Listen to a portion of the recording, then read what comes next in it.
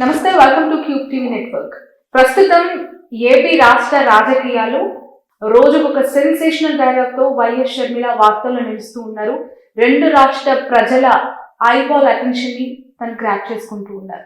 ఒకవైపు టీడీపీ జనసేన పొత్తు ఉంటుందా, లేదంటే కలిసి వెళ్తారా, ఎవరికి వాళ్ళు ఇండిపెండెంట్ గా బరిలోకి దిగే అవకాశం ఉందా అనేది ఈ 60 రోజుల ముందు మాట్లాడుకోవాల్సిన ఏపీ ప్రజలు వాళ్ళిద్దరికి ఎక్కడ గ్యాప్ వచ్చింది, ఎందుకు షర్మిల ఈ స్థాయిలో జగన్మోహన్ రెడ్డిపై వ్యతిరేకంగా మాట్లాడుతున్నారు, ఒకవేళ నిజంగానే అది పార్టీ స్టాండ్ అయితే పార్టీకి సంబంధించిన అంశాలు, పార్టీ అధికారంలోకి వస్తే చేసే పనులు, పార్టీ ఎందుకు అధికారంలోకి ఇక్కడ రావాలనుకుంటుంది, ఆ విషయాలు కదా మాట్లాడాల్సింది. కానీ సబ్జెక్ట్ డైవర్షన్ చేస్తూ పూర్తిగా ఫ్యామిలీ పాలిటిక్స్ ఏపీ స్క్రీన్ పైన ఎందుకు కనిపిస్తూ ఉన్నాయి, ఇవన్నీ కూడా మాట్లాడదాం.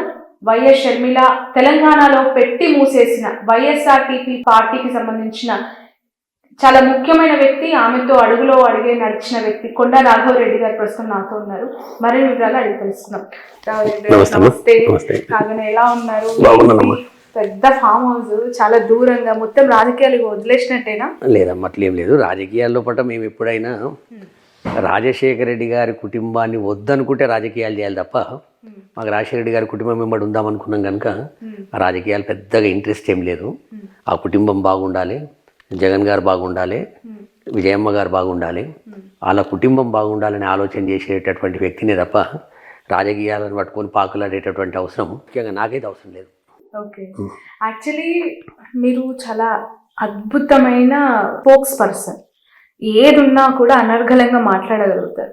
షర్మిల దగ్గర ఉన్న వాళ్ళల్లో you are the best person to talk anything on politics and about her future, political future గురించి, వైఎస్ఆర్టీపీకి సంబంధించి. ఆమె ఎప్పుడైతే కాంగ్రెస్ లో విలీనమని ప్రకటించిందో ఆ మరుక్షణమే మీరు ఆ పార్టీ నుంచి తప్పుకోవడం, అంటే ఆమె అక్కడ వెళ్తున్నట్టు సంకేతాలు రావడంతోనే మీరు ఆమె ప్రయాణాన్ని విరమించుకుంటున్నట్లు చెప్పారు. ఆమె తీసుకున్న నిర్ణయం నచ్చలేదా, లేదంటే ఆమెనే నచ్చలేదా? ఒకటమ్మా, శేఖర్ రెడ్డి గారికి 2 పిల్లలు, జగన్మోహన్ రెడ్డి గారు, షర్మిలమ్మ, వాళ్ళిద్దరు కూడా నాకు సమానం. అట్లా అనుకొని నేను షర్మిలమ్మ గారు పార్టీ పెట్టగానే అన్కండిషనల్గా నాకు ఇట్లా అన్నతోటి సంబంధాలు బాగలేవను అవి ఏవి కూడా నాకు తెలియవు. నాకు తెలిసిందల్లా మా రాజశేఖర రెడ్డి అన్న బిడ్డ వచ్చింది, ఆవాభావాలు రాజశేఖర రెడ్డి గారు లెక్క ఉంటాయి, మంచిగా మాట్లాడుతుంది అని నేను షర్మిలమ్మ గారి దగ్గరికి అన్కండిషనల్గా పోయిన మాట వాస్తవం. దాని తర్వాత ఒక 5-6 రోజుల నుంచి ఆమె లోపల మార్పు స్టార్ట్ అయింది. పార్టీ పెట్టిన తర్వాత, పార్టీ పెట్టకముందే 9 ఫిబ్రవరి రోజు మొట్టమొదటి నల్గొండ ఆత్మీయ సమావేశంలో ఒకటే ఒక కుర్చేసారు మొదలు. ఆమె కూర్చోక ముందు పక్కకు జరిగి అక్కడ ఉన్న వాళ్ళకు ఒకరి పొరమార్చి ఇంకో చైర్ తీసుకురండి అన్నది. అని నా చేయిలో చేయేసి వాళ్ళ నాన్నకి ఎట్లయితే ఇస్తుందో అట్లేసి, మా రాఘవరెడ్డి అన్న మా నాయన తర్వాత మా నాయన నాకు కొండ, నాకు అండగా ఉంటాడు, నాకు బాబాయ్ లాంటోడు, మా అన్న కూడా నా పక్క కూర్చుంటాడు మా బాబాయ్ అని చెప్పి పక్కన కూర్చోబెట్టుకున్నాను. నేను కూడా సరే, మా అన్న బిడ్డ ఆత్మీయంగా వల్కరిస్తుంది, మనం గట్టిగా పనిచేయాలి, తెలంగాణ లోపల రాజశేఖర రెడ్డి గారి సంక్షేమ పాలనకు మన వంతు భాగస్వామ్యాన్ని చూపెట్టాలన్న ఉద్దేశంతో నేను ఆ రోజు ఓకే అనుకున్నా. వారం 10 రోజుల నుండే మరి ఏం జరిగిందో భగవంతునికి ఎరక. ఆవిడ లోపల మార్పులు వచ్చినాయి, నేను పెద్దగా పట్టించుకోలే. సరే, పాదయాత్ర అన్నది, వాటి నిర్మాణం అయిపోయింది, అన్నీ జరిగినాయి. వాటన్నిటికంటే ముఖ్యం జన్మతరహా రాజశేఖర రెడ్డి గారికి, రాజశేఖర రెడ్డి గారి కుటుంబానికి పూర్తిగా వ్యతిరేకంగా ఉన్నటువంటి ఏబిఎన్ ఆంధ్రజ్యోతిలో పోయి కూర్చొని చూడండి, ఆ రోజు మొత్తం నా మనసు విరిగిపోయింది. అంటే ఏబిఎన్ ఆంధ్రజ్యోతిలో కూర్చోవడానికి ఆమె పార్టీ పెట్టినప్పటికీ గ్యాప్ ఉంది కదా, అంటే పార్టీ ఫ్లోటింగ్ అయిపోయి పాదయాత్ర అంతా కంప్లీట్ చేసినాక అనుకుంటా. కాదు, ముందే, పాదయాత్ర కంటే ముందే, అది కూడా దాగుడు మూతలు. అప్పుడే ఏబిఎన్ రాధాకృష్ణ, షర్మిలమ్మ గారు లోటస్ పాండ్కి వస్తున్నారని కొంతసేపు బ్రేకింగు, అసలు పోతనే లేదని ఒకసారి బ్రేకింగు, ఎవ్వరికి తెలియకుండా అక్కడ ప్రత్యక్షమైంది. నేను వీటన్నిటిని తప్పుపట్టడం కాదు, ఏబిఎన్ రాధాకృష్ణ గారికి రాజశేఖర రెడ్డి గారంటేనే కుత్కెల దాకా పగ, కషి. నువ్వు అటువంటి దగ్గర పోయి కొన్ని తప్పుడు మాటలు కూడా మాట్లాడింది. రేపు జగన్మోహన్ రెడ్డి గారు జైలుకు పోతే ఎవరు ముఖ్యమంత్రి అవుతారు అని షర్మిలమ్మ గారిని అడిగిండు రాధాకృష్ణ గారు. ఆమె ఏమనాలి, నువ్వు సుప్రీంకోర్టు న్యాయమూర్తి కాదు, నేను సుప్రీంకోర్టు న్యాయమూర్తిని కాదు, అది కోర్టు జ్యుడిక్షన్లు ఉంది, వచ్చినప్పుడు చూద్దామనే మాట మాట్లాడితే ఆమె హుందాతనానికి రాజశేఖర రెడ్డి గారి బ్లడ్కు ఒక విలువ వస్తుంది. 150 మంది ఎమ్మెల్యేలు ఉన్నారు, ఎవరన్నా ఒక్కరు అవుతారంటే ఆయన ప్రశ్న వేయడము, నువ్వు జడ్జిమెంట్ చెప్పేయడము, ఆయన జైలుకోతుండన్నట్టే ప్రజలకు అర్థమయ్యేటట్టు మాట్లాడినప్పుడు నాలాంటి రాజశేఖర రెడ్డి గారిని ప్రేమించేటోళ్ళు, రాజశేఖర రెడ్డి గారు అంటే చాలా ఆప్యాయతంగా ఉన్నటువంటి వ్యక్తిగా నాకు మనసుకు బాధ అనిపించింది.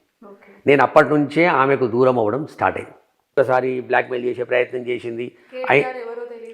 అయినా తెలంగాణ లోపల అసలు వాళ్ళు ఈమెను పట్టించుకోకుండా ఆఖరికి ఆమెంతలా ఆమెని ప్రెస్ కాన్ఫరెన్స్ పెట్టి ఎవరికి చెప్పకుండా చేయకుండా నేను కాంగ్రెస్కు అన్కండిషనల్గా సపోర్ట్ చేస్తున్నా, ఎందుకంటే ప్రభుత్వ వ్యతిరేక ఓటు చీలొద్దు అని చెప్పి ఆమెనే నిర్ణయం తీసుకుంది. నేను అప్పుడు కూడా పెద్దగా ఏం పట్టించుకోలే.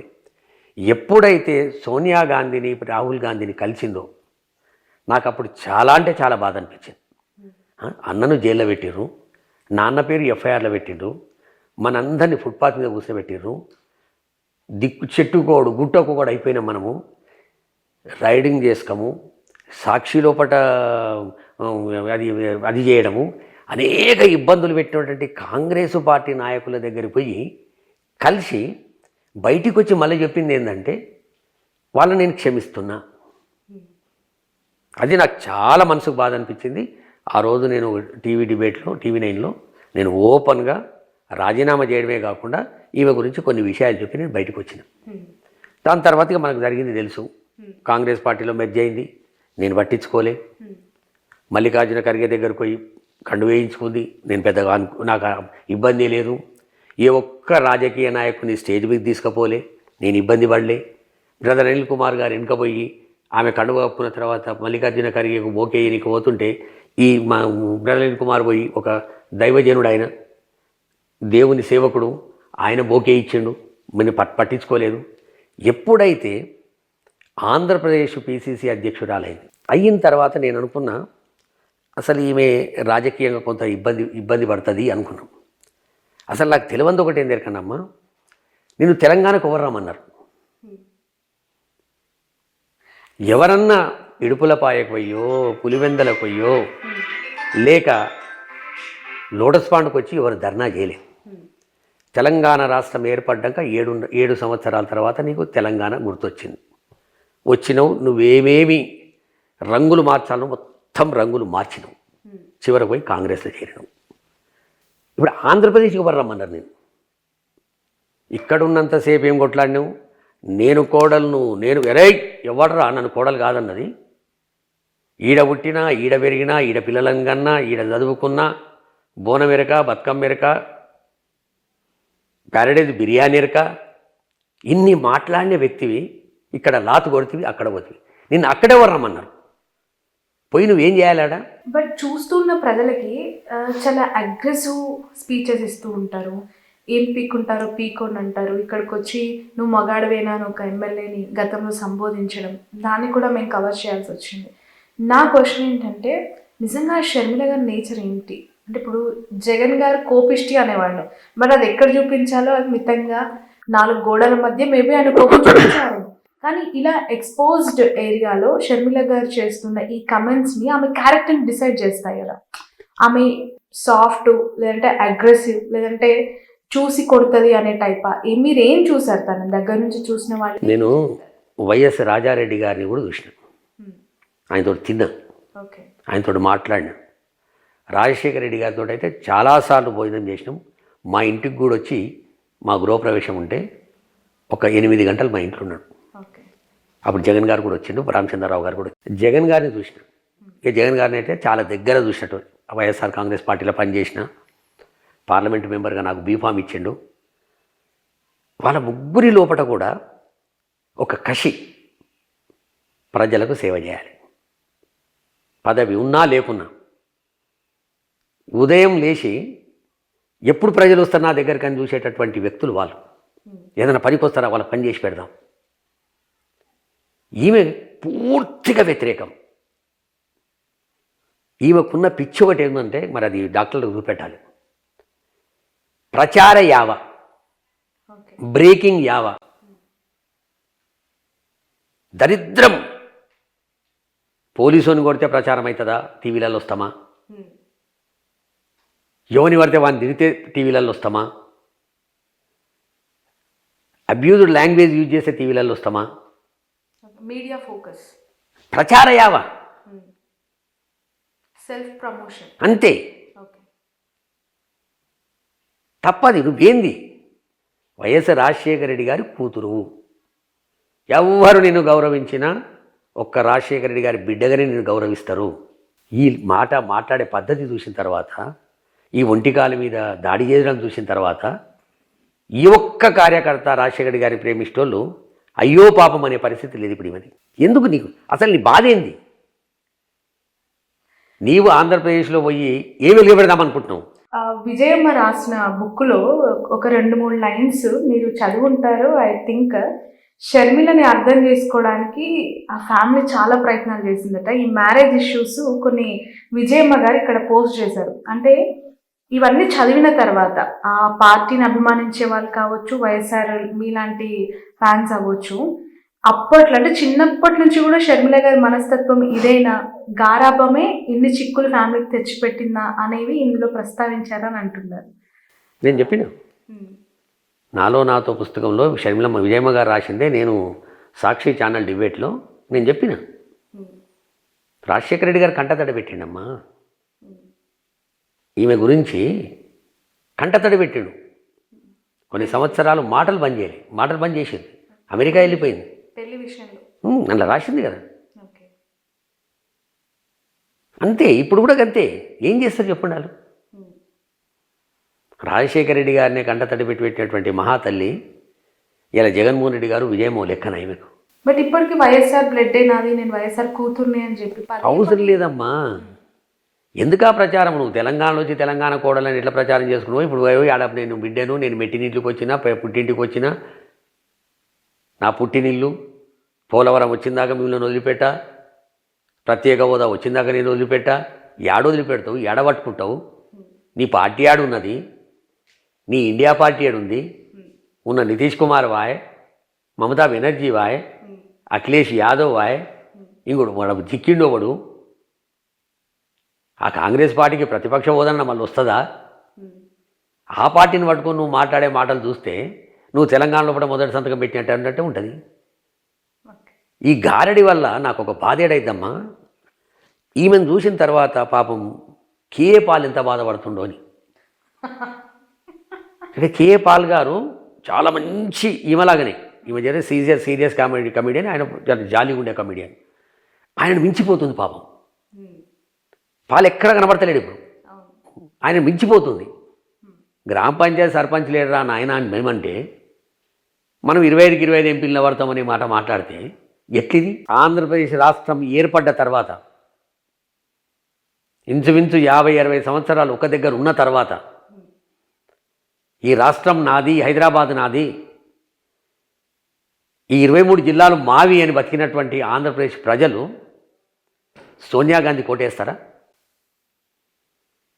షర్మిలమ్మ కాదు, సచ్చిన ఇందిరాగాంధీ వచ్చినా ఓట్లేరాడు. చెప్పుతోడు కొడతారు కాంగ్రెస్ వాళ్ళను. ఏం ముఖం పెట్టుకొని ఓట్లు అడుగుతారు ఆంధ్రప్రదేశ్లో? హైదరాబాద్ను విడగొట్టినందుక ఎట్లా ఈమె అడుగుతారు చెప్పాడు? కాంగ్రెస్కు సిగ్గు శరం ఉండాలడ. ఈ పిల్లని తీసుకుపోయి రోళ్లపొడి దిపనికి తెలంగాణను విడగొట్టి ఆంధ్రప్రదేశ్కు మొత్తం తలకాయ లేకుండా చేసి వాళ్ళు ఇప్పుడు 10 సంవత్సరాలైనా వాళ్ళ బాధలు వాళ్ళు పడుతుంటే ఏదో జగన్మోహన్ రెడ్డి గారు ఇలాంటి ముఖ్యమంత్రి వచ్చినందుకు ఆ హాస్పిటల్ ఏర్పడ్డాయి అవన్నీ అయినాయి. కానీ 2000 టెస్టులు చేయలేకపోయారు మొదట. చంద్రబాబు నాయుడు దిగిపోయిన తర్వాత కరోనా వస్తే ఒక 2000 టెస్టులు చేయని కాడికి వెళ్ళి ఇలా 2 కోట్ల టెస్టులు అంటే చేసేటటువంటి పరిస్థితి తీసుకొచ్చింది జగన్మోహన్ రెడ్డి గారు. గా పరిస్థితి ఉన్న ఆంధ్రప్రదేశ్ ప్రజలు ఇలా షర్మిలమ్మ పోగానే అమ్మా నువ్వు రా ఓట్లేస్తామంటారు. అరే ఇంత ఇంగిత జ్ఞానం లేదా ఆయనకు? సో రంగారెడ్డి గారు మిమ్మల్ని చాలా ఇంపార్టెంట్ 2 క్వశ్చన్స్ అడుగుతాను. ఎందుకంటే మీరు ఒక 3 జనరేషన్స్ నుంచి ట్రావెల్ చేస్తున్న వ్యక్తి. మీకున్న నాలెడ్జ్ ప్రకారం, మీరు చూసిన దాని ప్రకారం దీనికి ఒక పర్ఫెక్ట్ ఆన్సర్ వస్తుందని నేను ఎక్స్పెక్ట్ చేసిన. ఎందుకంటే చాలామంది ఏపీ ప్రజలు అవ్వచ్చు, వైఎస్ఆర్ అభిమానులు అవ్వచ్చు, ఒక క్లమ్జీ, వాళ్ళ మైండ్కి ఏం అర్థం కావట్లేదు. ఈయన ఉన్న బలంగా ఉన్న ఏకైక చెల్లె, రాఖీ కట్టాల్సిన ఆమె ఇలా ర్యాగింగ్ చేస్తూ, లిటరలీ ఇక ట్రోలింగ్ చేస్తూ అన్నని ఇట్లా తిరుగుతుంది, తిప్పుతుంది, విమర్శలు చేస్తుంది, కైండ్ ఆఫ్ ఎక్కువగా కమెంట్స్ వినిపిస్తున్నాయి. ఫస్ట్ క్వశ్చన్ ఏంటంటే 6 ఫైళ్ళు 4 వ్యక్తులు, అసలు ఈ స్టోరీ ఏంటి? ఏం జరిగింది? మిషనరీ ఫండ్స్ కోసం జరిగిన ఇష్యూనా, లేదంటే మైనింగ్ ఇష్యూనా, ఇసుకకి సంబంధించిన ఇష్యూనా? ఏ ఫైల్ పట్టుకొని పోతే ఎక్కడ చెడింది? ఆ 6 ఫైళ్ళ అంశం ఏంటి అసలు? ఇన్ఫర్మేషన్ కాదు, హకీకత్, అది వాస్తవం కూడా. ఏదో ఒక 6 ఫైళ్ళకు సంబంధించినటువంటిది ఈ దుష్ట చతుష్టయం. బ్రదర్ అనిల్ కుమార్ గారు, వాళ్ళకి సంబంధించిన 3 వ్యక్తులు, వాళ్ళు కలిసి ఒక ప్లాన్ చేశారు. మనము పాదయాత్ర చేస్తేమి, తర్వాత అనేక కార్యక్రమాలు చేసినాం. జగన్ గారు ముఖ్యమంత్రి కావడానికి మన శాయశక్తుల ప్రయత్నం చేసినాం. మనము మొదట్లోనే ఒక 6 నెలల లోపలనే ముఖ్యమంత్రి కాగానే ఈ పనులు చేయించుకోవాలని ప్లాన్ చేశారట. ఆ ప్లాన్లో భాగంగా ఆ ఫైళ్ళన్నీ కూడా ఇక కిందేముంది, ఒక ముఖ్యమంత్రి గారు అల్లుడన్నా, ముఖ్యమంత్రి గారి బిడ్డన్నా, ముఖ్యమంత్రి గారికి సంబంధించిన వాళ్ళు దగ్గటోళ్ళు అంటే ఆ ఫైల్కు ఆటోమేటిక్గా సీఎం దాకా పోతుంది.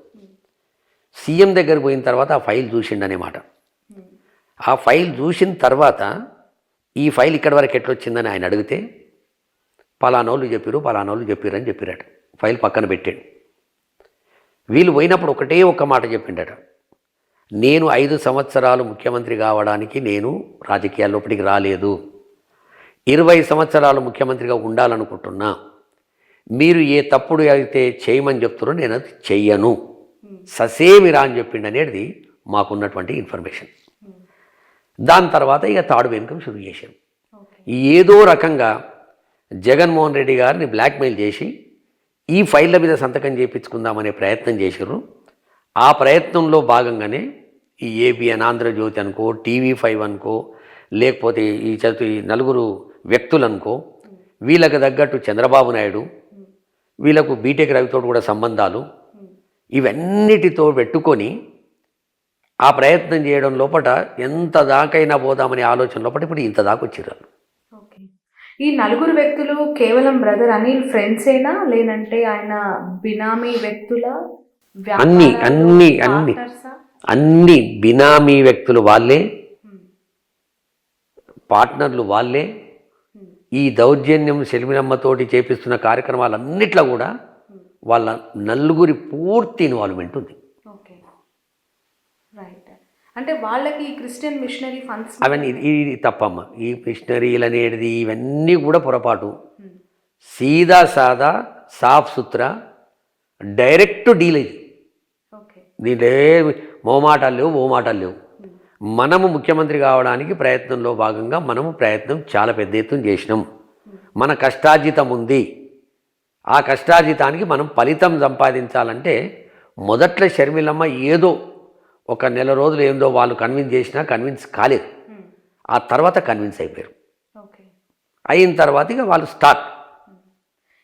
అంతే తప్ప దీని వెనకాల ఆస్తుల పంచాయతీ లేదు, ఆమ్దానీల పంచాయతీ లేదు, రాజ్యసభ పంచాయతీ లేదు, రాజకీయ పంచాయతీ అసలే లేదు. నేను ఎన్నోసార్లు రాజశేఖర్ రెడ్డి గారు చనిపోయిన తర్వాత, ఇప్పటికి 15 సంవత్సరాలు అయింది, ఈ ముఖ్యమంత్రి రాజశేఖర రెడ్డి జగన్మోహన్ రెడ్డి గారు అయిన తర్వాతనే ఈ మెంబడి నేను 2 సార్లు పోయిన తప్ప సమాధి దగ్గరికి 8th జూలై కావచ్చు, సెప్టెంబర్ 2 కావచ్చు. అంతకుముందు ప్రతి సంవత్సరం నేను అక్కడికి పోతుంటే మంచిగా ఆప్యాయతగా అన్యోన్యంగా అన్నా చెల్లెలు ప్రార్థనలో కూర్చొని ఎంత చక్కదనంగా అనిపించేదంటే అంత చక్కదనంగా అనిపించేది.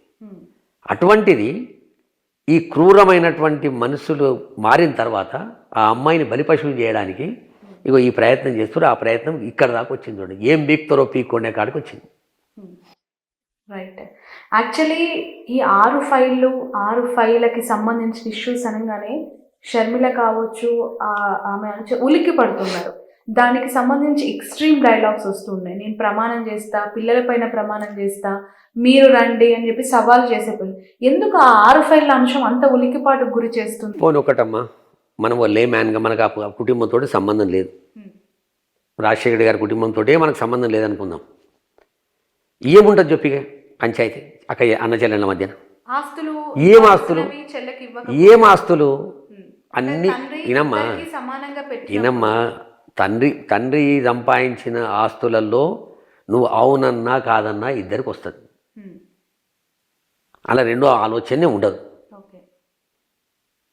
అటువంటిది తొవ్వంటి పోతుంటే జగన్మోహన్ రెడ్డి గారు కారు ఆపి 70 లక్షలు, కోటి రూపాయలు, 2 కోట్ల రూపాయలు ఖర్చు పెట్టి అసలు జబ్బు నయం కాదు కోట్ల రూపాయలు పెడితే తప్ప అనే దానికి కూడా దగ్గరుండి చేపిస్తుండ ఆయన. ఈ చెల్లెకి చేయడా? ఇది అదే ఇప్పటికి కూడా షర్మిలమ్మ గారు నేను సూటిగా అడుగుతున్నా, నీ బాధ ఏంది? ప్రజలకు నీ బాధ ఏందో చెప్పు. నువ్వు అన్యాయం జరిగిందా, అవమానం జరిగిందా షర్మిలకి మీ ఉద్దేశం ప్రకారం? ఎక్కడ ఏమన్నా రక్త సంబంధం పుచ్చుకున్నటువంటి అన్నదమ్ముల మధ్యన అవమానం ఏముంటుంది? ప్రమాణ స్వీకారం రోజు నేను బాధపడ్డాను, నన్ను అవమానపరిచారు, ఇవన్నీ వినమ్మా. ఇంకేమన్నా అంటది ఆమె నోటికి అద్దుబద్దు లేదు. ఆ ఇంటికి ఆడపిల్లల శని ఉన్నట్టుంది. ఆ వివేకమన్న బిడ్డ ఒక ఆమె, ఈ ఒక ఆమె తయారైంది. ఇప్పుడు వద్దు, మీరు ఆడపిల్లలు ఇంటికి శోభ కలిగియాలి, శోభ కలిగియాలి. వీళ్ళు శోభ కాదు. ఏం శాశ్వతం నీకు?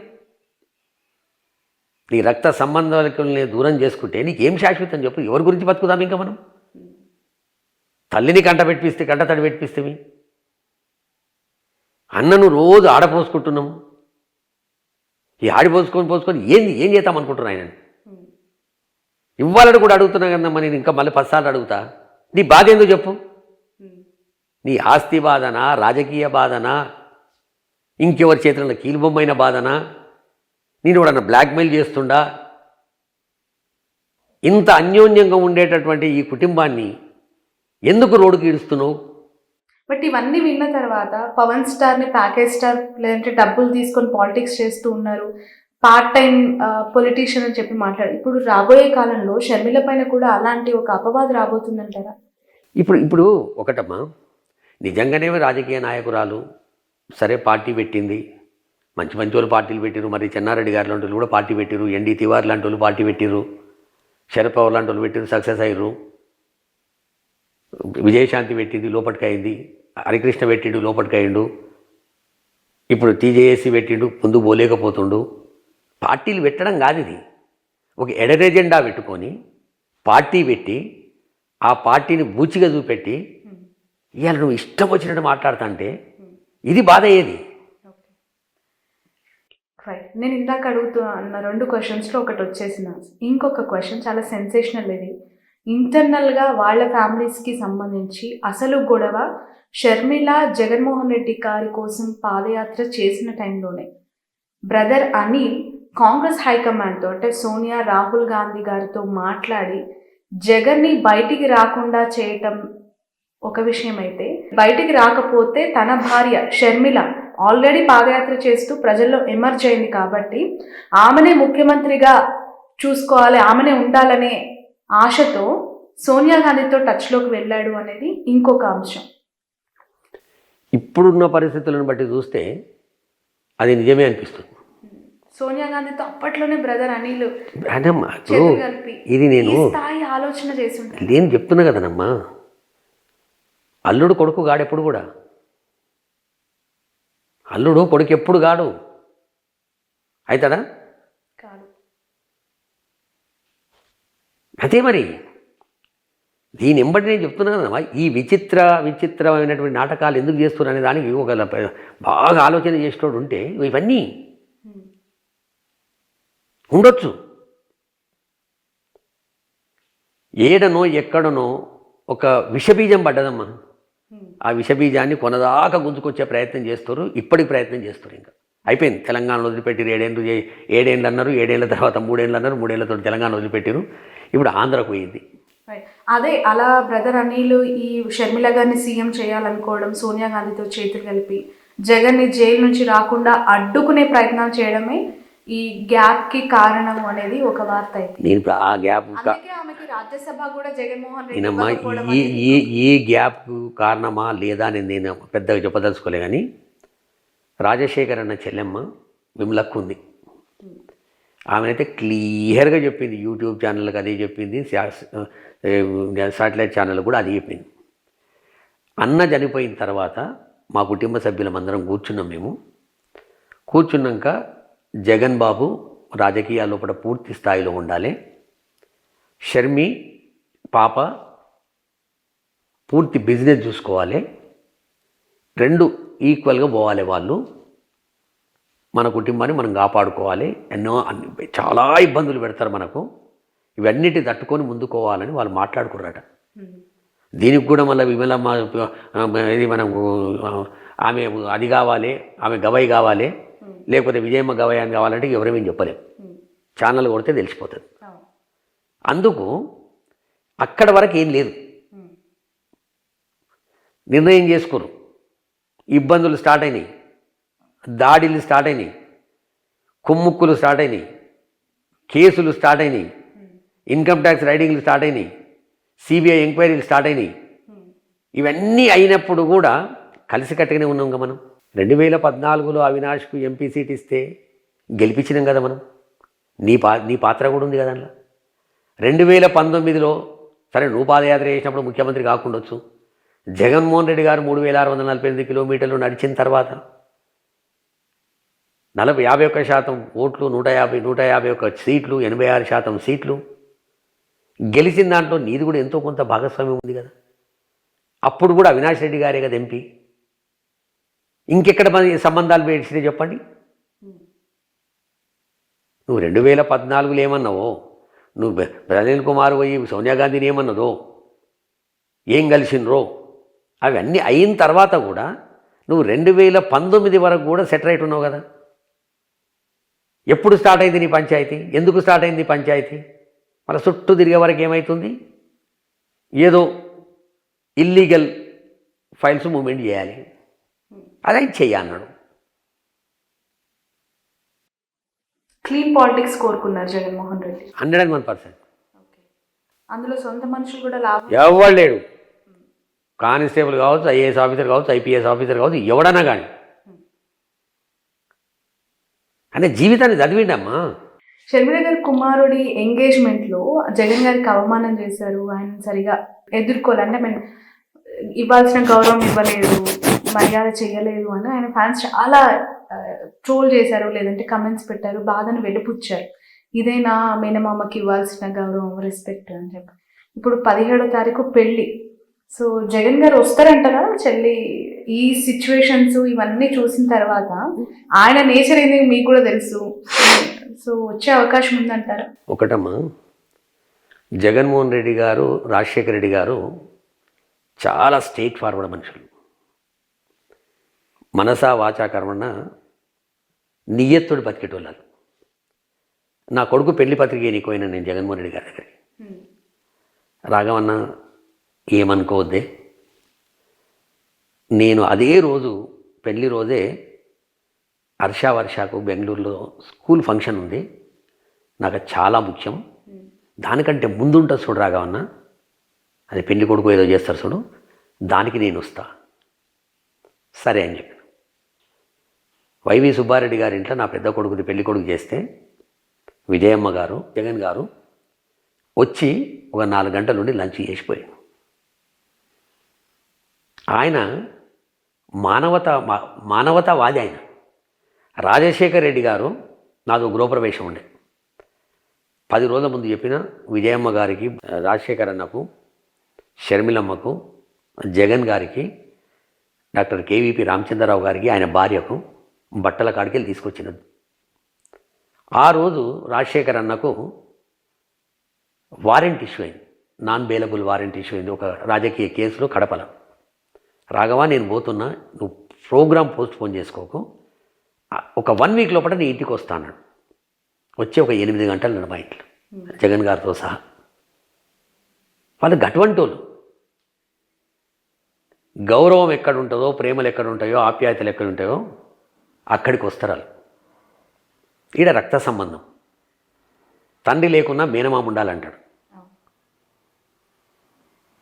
పిల్లల మనసులను చెదరగొట్టేటోడు కాదు. మొన్న అవకాశం ఉంది వచ్చేటు. గౌరవించిరా గౌరవియలేదా, టీవీలు చూసినాయి, ఛానళ్ళు చూసినాయి, యావత్తు ప్రపంచం చూసింది. నువ్వేంది, నీ యాటిట్యూడ్ ఏంది, నీ బిహేవియర్ ఏంది, నీ పద్ధతి ఏంది, చిన్నతనమా పెద్దతనమా. జగన్మోహన్ రెడ్డి గారు ఒక రాష్ట్రానికి ముఖ్యమంత్రి. భారతదేశ చరిత్రనే తండ్రి చనిపోతే కొడుకు పార్టీ పెట్టి ముఖ్యమంత్రి అయినటువంటి దాఖలాలు ప్రపంచంలో ఎక్కడ లేవు. అటువంటి నాయకుడు ఆయన. మీరు గౌరవించినా, నువ్వు గౌరవించినా, ఎవరు గౌరవించినా పెద్ద ఫరక పడదు, గౌరవించకుండా పెద్ద ఫరక పడదు ఆయన.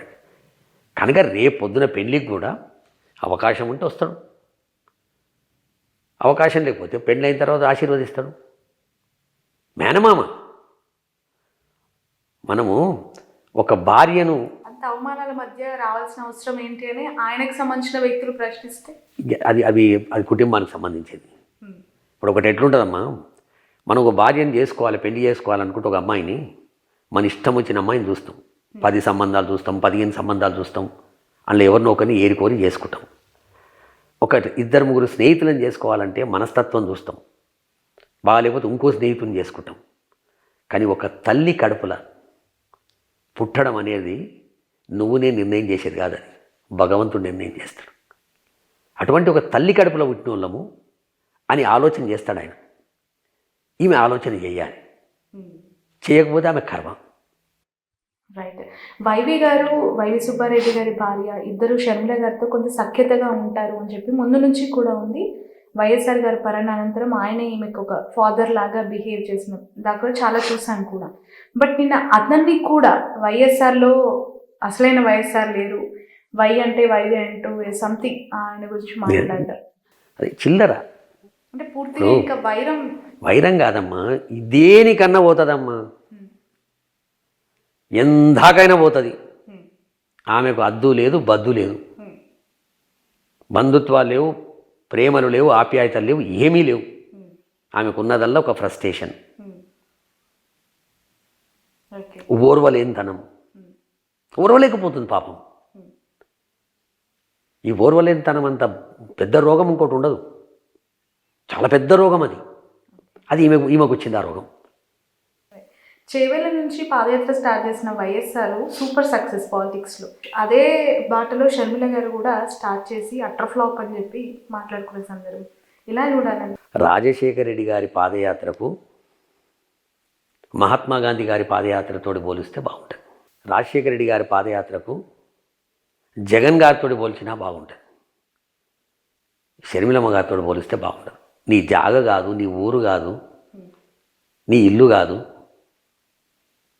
నువ్వు ఈడొచ్చి ఆడపిల్ల అంటివి, ఈడికెళ్ళి ఆడపిల్ల అంటున్నావు. ఇటువంటి వాళ్లకు రాజశేఖర గారితో పోల్చొద్దు. కష్టపడి పాదాల మీద చేశారు పాదయాత్ర. అది పాదాల మీద చేసారు, కడుపులో తిప్పినట్టు అవుతుంది. ఇక అవన్నీ అనుకోండి. Right. Thank you so much Raghava Reddy గారు. చాలా కాలం తర్వాత నిజంగా చెప్పాలంటే వైఎస్ఆర్ టీపీలో మీరు ఏ రోజైతే రాజీనామా ప్రకటించారో ఆ తర్వాత మీతో మాట్లాడిన సందర్భం లేదు. బట్ చాలా కన్ఫ్యూజన్ పాలిటిక్స్ ఏపీలో ప్రస్తుతం ఉన్నాయి. ఒకే కుటుంబం నుంచి వచ్చిన ఇద్దరు వ్యక్తులు మధ్య జరుగుతున్న ఈ ఇష్యూస్, ఒకవైపు ప్రత్యర్థి పార్టీలు చాలా బలంగా పుంజుకుంటున్నాయనే వార్తలు, మరోవైపు ఏపీ ప్రజలకి కొన్ని క్లారిటీస్ ఇవ్వాల్సిన అవసరం ఉందేమో అని చెప్పి మీ టైం అడిగాను. ఇచ్చినందుకు థ్యాంక్ యూ సో మచ్. చాలా విషయాలు చెప్పినందుకు. సో ఇది ముందు నుంచి అంటే 3 generations వైఎస్ ఫ్యామిలీతో 3 generations ట్రావెల్ చేసిన వ్యక్తి కొండా రాఘవరెడ్డి గారు. చాలా సుదీర్ఘమైన అనుభవాన్ని ఆయన మనతో షేర్ చేసుకున్నారు. రాజారెడ్డి గారు, వైఎస్ఆర్ గారు, ఇప్పుడు ఆయన వారసు షర్మిల, జగన్మోహన్ రెడ్డి. చాలా డీటెయిల్డ్ ఇంటర్వ్యూ అనుకుంటున్నాను ఇది. Thanks lot for watching. Stay tuned. పదాలు తెలియని పెదవులకు అమృత వాక్యం అమ్మ. సంతానలేమి సమస్యతో బాధపడుతున్న ప్రతి స్త్రీమూర్తి బాధను మేము అర్థం చేసుకోగలం. ఫెటినైన్ వరల్డ్ బెస్ట్ ఎంబ్రియాలజీ ల్యాబ్ మరియు జిల్ట్రిక్స్ అలారం సిస్టాన్ని మొట్టమొదటిసారిగా ఏపీ మరియు తెలంగాణలో ఈ నెల 9న ప్రముఖ సినీ నటి స్నేహ, స్పెయిన్ దేశానికి చెందిన international senior embryologist Javier Herrera గారు ప్రారంభించారు. ఈ శుభతరుణంలో రక్త పరీక్షలు, AMH test, RBS, సెమిన్ analysis, ultrasound scan, follicle scan ఈ నెల 31 వరకు ఉచితంగా అందిస్తుంది. ఫెటినైన్ అంటే సంతానం, 49 అంటే సంతోషం.